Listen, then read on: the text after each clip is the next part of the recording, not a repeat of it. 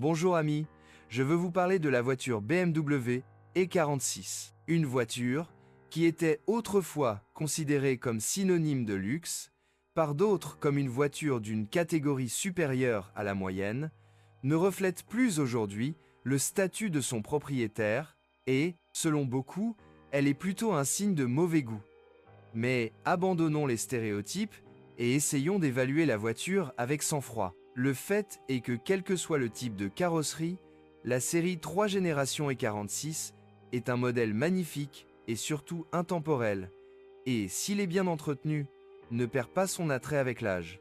Pire en termes de fonctionnalité, conception de la BMW série 3 E46. En termes de design, la BMW E46 est une voiture typique de la classe moyenne à propulsion arrière. Les moteurs sont placés longitudinalement. Derrière eux se trouve une boîte de vitesses qui transmet le couple via un arbre à l'essieu arrière, qui est un essieu indépendant. Il convient de noter que la voiture avec des moteurs plus puissants pourrait être équipée d'une transmission intégrale.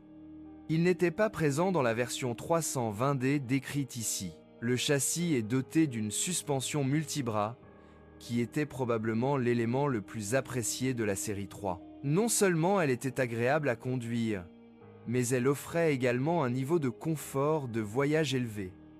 Certains disent même qu'elle était trop molle. La direction n'est peut-être pas très légère, mais elle garantit une bonne sensation de la voiture. Moteur de la BMW série 3 E46. La gamme de groupe motopropulseur de la BMW série 3 est très riche. Avec ce modèle, le constructeur a progressivement introduit des moteurs à 4 cylindres, remplaçant les anciens à 6 cylindres, même s'ils n'ont pas été complètement abandonnés. Cependant, le plus grand changement a été la gamme de moteurs diesel. BMW a fait ses débuts avec des moteurs diesel modernes, 2 et 3. Le plus grand était équipé dès le départ d'un système d'injection Common Rail, tandis que le plus petit était auparavant alimenté par une pompe d'injection classique. Le Common Rail est apparu en 2001. Il convient de distinguer le moteur de 2 litres marqué M47, qui était disponible en 2 désignations de modèles, 320D et 318. Toutefois, des différences dépendent des années. Les 318 jusqu'en 2000, 3 et 320D jusqu'en 2001 sont plus petits, cylindrés 1950 et 1 cm3, et ne bénéficient pas d'injection. Common Rail, ces paramètres étaient légèrement plus faibles, 116 chevaux et 136 chevaux, respectivement, et il est toujours considéré comme moins sujet aux pannes. Ici, cependant, nous aurons affaire à la variante M47 Dvangtu d'une cylindrée de 1995 cm3 et d'une puissance de 150 chevaux, la plus courante dans ce modèle. La même unité était également proposée dans le successeur de l'E46, l'E420, jusqu'en 2007. Il existe également une version de 116 chevaux de ce moteur, mais elle est moins populaire. Le moteur M47 est un groupe motopropulseur controversé sur lequel les opinions sont contradictoires. Vous pourriez être surpris d'apprendre que de nombreux utilisateurs et mécaniciens maudissent ce moteur, tandis que d'autres en font l'éloge et ne peuvent imaginer rouler avec un autre moteur. Où se trouve la vérité? Au milieu? Pas du tout. La vérité réside dans les utilisateurs qui prennent soin de leur voiture. Que se passe-t-il dans la BMW 320D? Il est important de savoir que le moteur diesel 2 litres de BMW a des paramètres solides pour sa capacité. 150 chevaux ne sont peut-être pas choquants, mais 330 Nm constitue déjà une valeur à noter. D'autant plus que le turbocompresseur à géométrie variable peut offrir une flexibilité incroyable et que la conception plutôt compliquée et l'injection Common Rail garantissent une culture d'exploitation élevée. Tout cela peut être complété par une consommation moyenne de carburant très faible de 5 à 7 litres au 100 km. L'un des problèmes bien connus des fans de BMW concerne les volets du collecteur d'admission. Il s'agit de volets tourbillonnaires qui influencent le flux d'air dans le collecteur et donc les caractéristiques de fonctionnement de l'unité d'entraînement. Les opinions à leur sujet varient. La plupart des utilisateurs pensent qu'ils ne sont pas nécessaires et qu'ils ne font que causer des problèmes.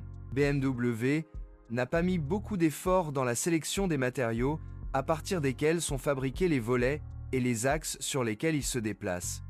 Ils peuvent s'échapper, effet, un volet endommagé ou une partie de celui-ci se coince dans le collecteur d'admission ou tombe même dans le moteur, car ils sont situés juste avant l'entrée de la chambre de combustion. Dans le pire des cas, cela entraînera la destruction complète de l'unité d'entraînement. Il existe sur le marché une entreprise qui a créé une solution à ce problème. Il s'agit d'un capuchon spécial qui se monte à la place du rabat lui-même. L'effet est que le raffinement opérationnel du moteur diminue légèrement dans la plage de régime inférieur, et la dynamique dans cette plage diminue également. Il s'agit donc d'une demi-solution méthode du bandage qui n'élimine pas le problème, mais constitue une alternative au remplacement de l'ensemble du collecteur par des volets. Cependant, l'histoire du moteur 2 ne s'arrête pas avec les volets. Les utilisateurs subissent également d'autres pannes assez coûteuses. En raison du couple élevé et du système d'entraînement relativement complexe, le volant bimasse ne dure pas très longtemps lors de la conduite dynamique. On peut en dire autant des poulies avec amortisseur de vibration de torsion. Leur défaillance peut entraîner, au mieux, une perte de climatisation. Au pire, une perte de charge. La transmission par chaîne n'est pas non plus sans inconvénient. Bien sûr, le fabricant n'a pas prévu son remplacement périodique, mais la chaîne de cette unité d'entraînement peut s'étirer assez tôt. Le tendeur hydraulique est l'élément le plus souvent usé. Si on le remplace, la voiture redevient fonctionnelle. Sinon, il y a un risque de destruction du moteur. Il y a même eu des cas de rupture du vilebrequin. Un autre sujet est le turbocompresseur à géométrie variable qui n'est pas particulièrement sensible à l'usure, à condition toutefois de changer régulièrement l'huile adaptée à ce moteur. Malheureusement, les indications d'entretien BMW sont très longues et si la vidange d'huile est effectuée selon elles, le turbocompresseur tombera rapidement en panne. Cela doit être fait tous les 10 à 15 km. Les autres composants du moteur ont une durabilité similaire à celle des autres conceptions. La E46 n'avait pas de filtre à particules. C'est son seul avantage, outre les performances, même si certains louent la durabilité globale de l'appareil.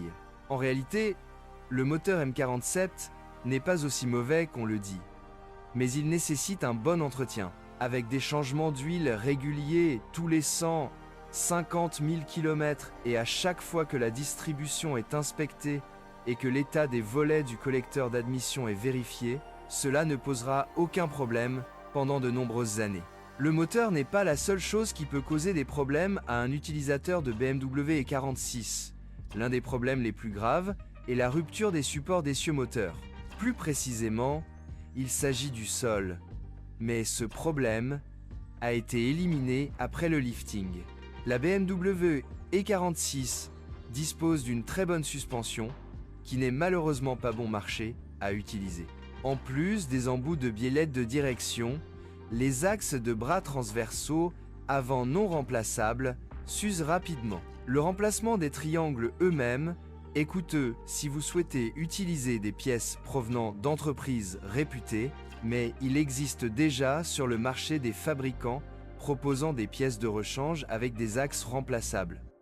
Quoi qu'il en soit, leur achat aura un impact sur votre portefeuille.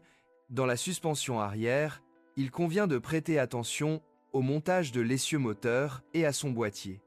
S'il y a des signes de fuite, cela peut indiquer un manque d'huile. C'est une autre affaire si la voiture a été utilisée de manière intensive. Il faut alors compter avec des réparations coûteuses au niveau de la transmission, en commençant par le support d'arbre et en terminant par le remplacement des demi-arbres. Le dernier élément qui nécessite une attention particulière et la transmission automatique. BMW utilisait 3 types de boîtes de vitesse. Le plus populaire est l'américain GM. Il a l'avantage de fonctionner très facilement et rapidement, mais nécessite de la prudence. S'il est mal utilisé ou mal entretenu, il peut rapidement tomber en panne et son remplacement n'est pas bon marché. Dans le moteur 2, cela devrait suffire pendant longtemps, mais en combinaison avec le 3 plus puissant, cela peut rapidement échouer. La voiture est généralement bien protégée contre la corrosion, mais il existe souvent des exemples où des signes de ce phénomène apparaissent sur les portes ou les seuils. C'est le résultat de l'histoire post-accidentelle. Vaut-il la peine d'acheter une BMW 320d E46 aujourd'hui? Ça dépend. Une solution plus sûre sera certainement de trouver une BMW E46 avec un moteur à essence, mais seulement s'il s'agit d'une unité d'au moins 2 litres. Cela vaut la peine de briser les barrières et d'acheter une voiture avec un moteur 6 cylindres plus gros. Ils sont très raffinés, durables et relativement économiques, et leur valeur ne se déprécie pas aussi rapidement que celle des moteurs diesel. Si nous parlons d'un montant d'environ 5 000 $, le E46 de la fin de production est un meilleur choix que le E90 du début. C'est une voiture plus durable, moins chère à réparer et mieux raffinée. Quant au moteur diesel lui-même, le 330T est meilleur que le 320D, même s'il faut payer un peu plus pour cette version.